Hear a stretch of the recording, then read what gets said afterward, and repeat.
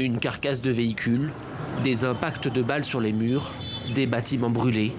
Au milieu des traces des affrontements encore bien visibles, la ville de Goma reprend doucement vie. La sidération, provoquée par l'offensive éclair du M23, laisse peu à peu place au désarroi. Les habitants manquent de tout.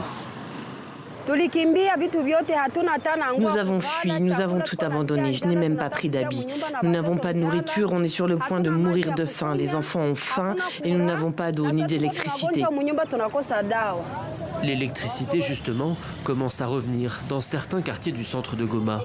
Mais ce qui inquiète avant tout l'ONU, c'est la situation pour les centaines de milliers de déplacés.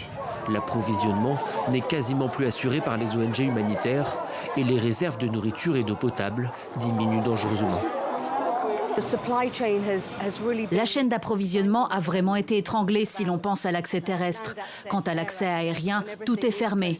Notre première priorité est évidemment la sécurité du personnel et nous voulons reprendre nos activités dès que la sécurité nous le permettra. Les habitants de Goma doivent trouver de quoi survivre, mais pour certains, c'est déjà trop tard. Louis Chalukoma est toujours en état de choc. Il y a quelques jours, des obus sont tombés sur sa maison.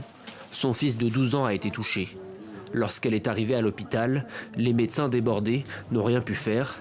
Elle y raconte une scène d'horreur. J'ai vu des corps empilés, comme des sacs de riz. À l'hôpital, ils étaient disposés comme des escaliers. Ils les enlevaient, corps par corps, et ensuite on pouvait venir voir. Nous avions du mal à regarder. La cour de l'hôpital était pleine.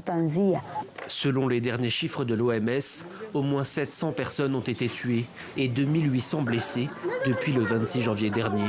Un chiffre qui pourrait encore augmenter selon l'organisation. Des combats sporadiques sont toujours signalés dans la périphérie nord de la ville et la situation demeure très instable.